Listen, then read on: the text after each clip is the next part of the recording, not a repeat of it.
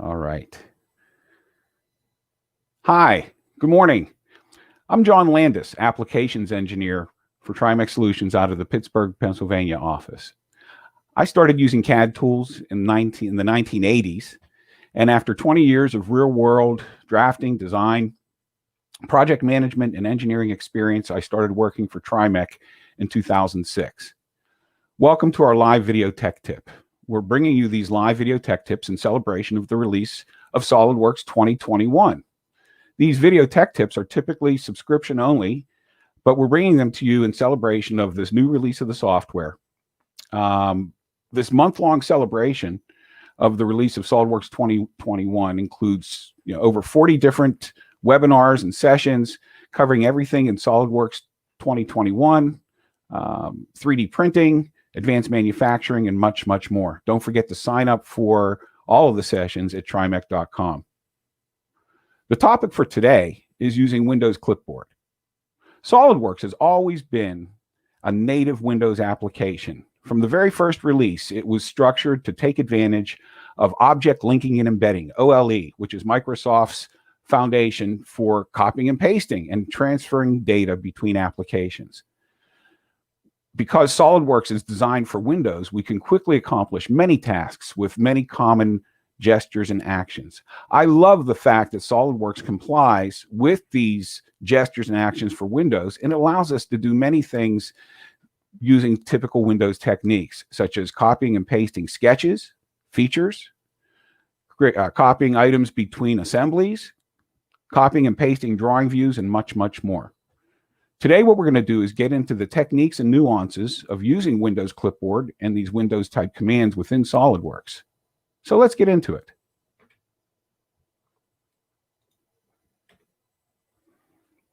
First and foremost, have I told you that SolidWorks is made for Windows? Again, it complies with all of the standard workflows and paradigms that we know and enjoy. If you understand the difference between Control Select and Shift Select, you're already there. SolidWorks makes heavy use of Windows Clipboard, whether you go to your menu for copy and paste or do the keyboard shortcuts, Control-C, Control-V. As I said, you can copy sketches, features, parts, assemblies, drawing views from within the same document, from document to document, from the tree to the graphics area of another document. If you think you should get some sort of Windows-type functionality, some sort of Windows behavior based on what you know about working with Windows Explorer, try it. You'll probably get what you expect. Let me show you some of these techniques. So let's start out by talking about copying features. So SolidWorks allows you to quickly create copies of sketched features as well as applied features. In our case here, for this part, what I want to do is copy the boss and the whole. Now, the workflow to copy and paste components or copy and paste anything in SolidWorks is just like the workflow you would use if you're copying and pasting that picture of the funny cat meme and putting it in an email to send to your aunt. You select the thing that you want to copy. Now in SolidWorks, for example, I could pick this face on my boss and Control Select this face on the bore, and you notice in the feature tree it tells us that those two items are ready to be copied.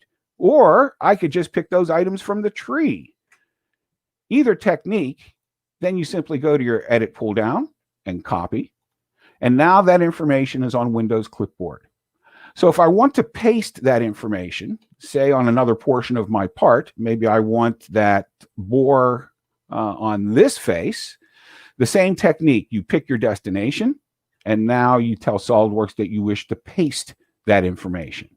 So with an edit paste, we get a dialogue here. This really trips some people up. Think about this for a second. I'm asking SolidWorks to copy a boss and a bore, and that boss has locational information. There's a sketch associated with that boss. Now, what this question is asking is, hey, John, what do you want to do with the location information on the feature that you're pasting? Because in the original feature, we had a coincident sketch relation between the circle of the boss and the circular edge of our tombstone shape. So the two options are, do we delete the locational information in the feature that we're pasting, or do we let it dangle? If you're not familiar with the term dangle, it is the adjective that SolidWorks uses to describe whenever something has lost its way. Well, let me share with you folks, it is easier to establish the location of a pasted feature than it is to remedy or fix a broken or dangling sketch relation. So almost always I'll select delete here. The software does its thing and it locates my feature at a location that is indeed based off of where the pick was. I want you to notice something. If I go to the feature manager tree for the original boss extrude operation, this boss here, notice that in our feature tree, the sketch associated with that does not have a minus sign or any sign in front of the sketch. And that tells us that it's fully defined. But now if I go over to the second boss feature, the one that we just created, I want you to notice that the sketch has a minus sign in front of it. And that tells us that it's underdefined. So to complete this paste operation, I should probably go in here and add some sort of location information, be it geometric relations or parametric dimensions. And then that information, and then that sketch will become fully defined. So again, when you paste sketched features and the sketch that feature is based on has location information, you have to take into account the fact that you want that location information also in the pasted feature. Now, the information that I have here is still on Windows Clipboard. If I go to another file, for example, maybe in this U-joint, and I open up this part, I could pick this face on a totally different part and then go to edit paste here as well. Again, the software does its thing. I'll delete the sketch relation, but notice what SolidWorks does. It allowed me to paste that feature complete with the sketch that it came from into a different part. So this is a great example of cross-part pollination, if you will, between SolidWorks features in one part versus another part. We can also work, let's go back in here, we can also work with pulling features from the tree. You know, the companion to copy and paste is drag and drop.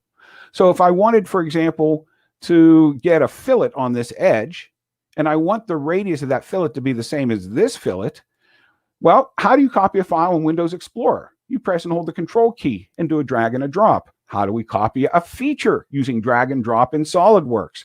Press and hold the Control key, click and drag on the source, take your finger off the mouse button when it's at the destination, and voila, we just got a fillet that is identical to the fillet that it got its information from.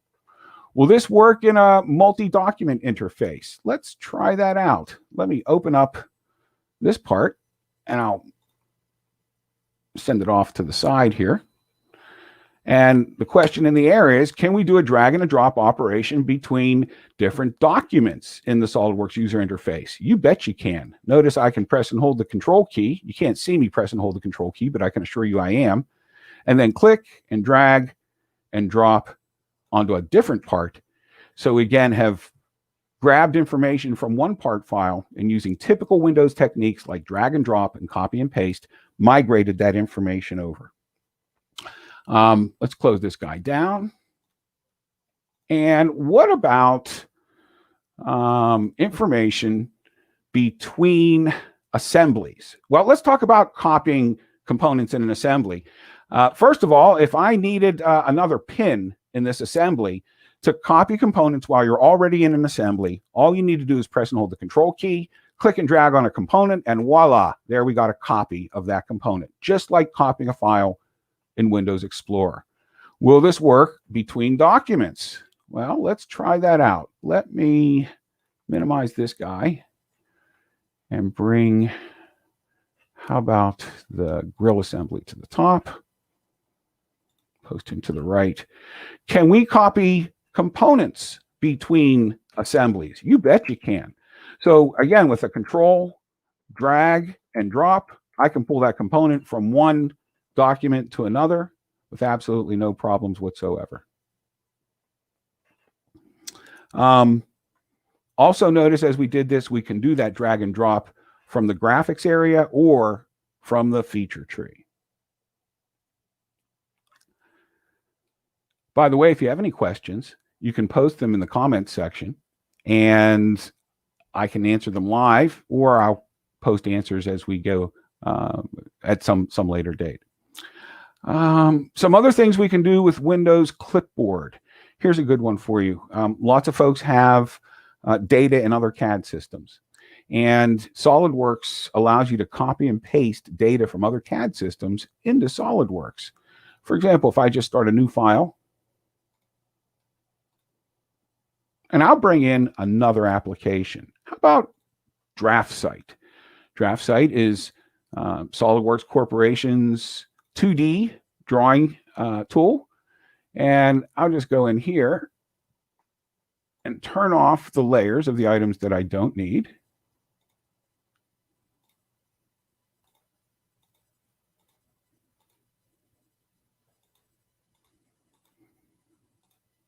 And now I have information here, 2D information from a DWG file that I'd like to migrate over to SolidWorks. Again, the workflow is identical to what you would expect. You select the thing you wish to copy. And in my case, I can just Windows select the lines, arcs, and circles for this 2D geometry.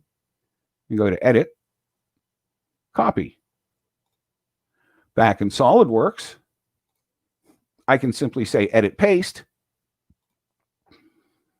And the software does its thing. It asks me to verify that I want to paste this into a 2D part sketch. And you notice now we get a sketch entity.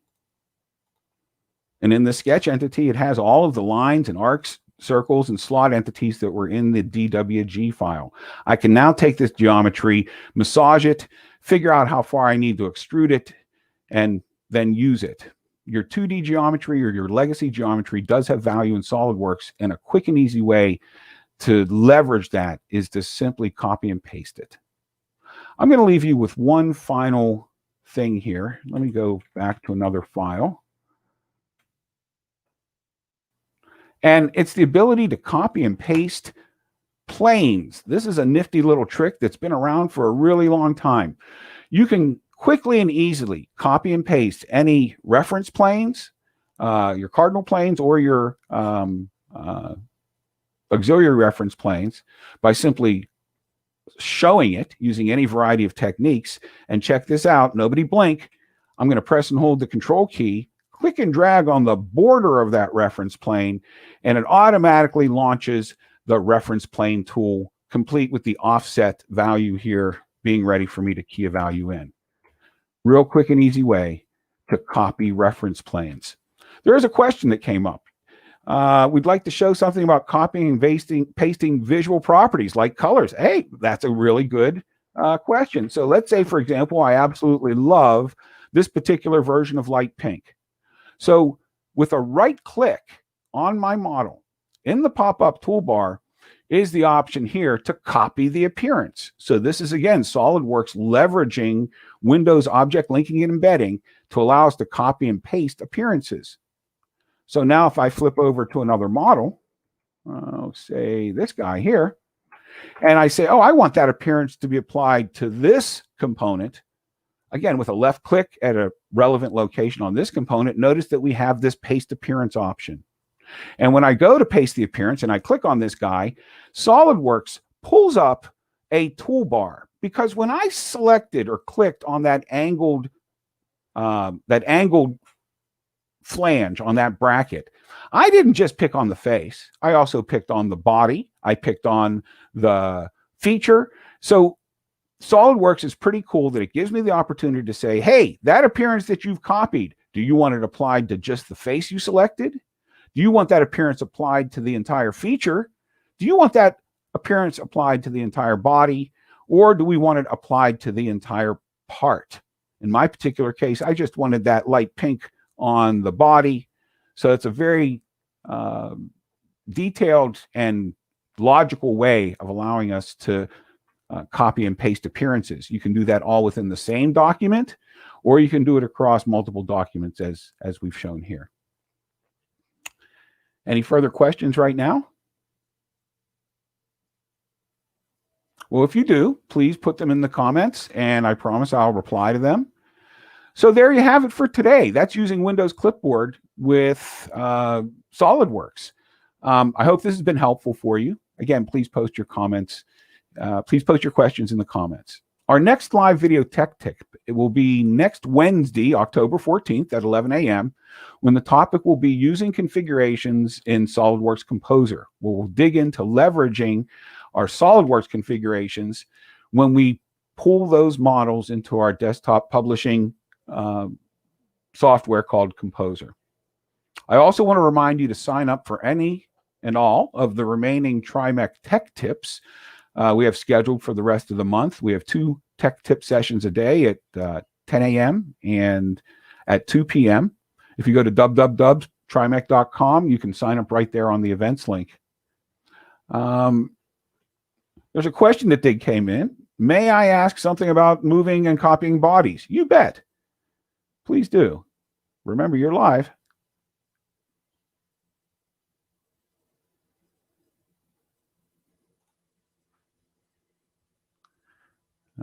Waiting for the question to come in.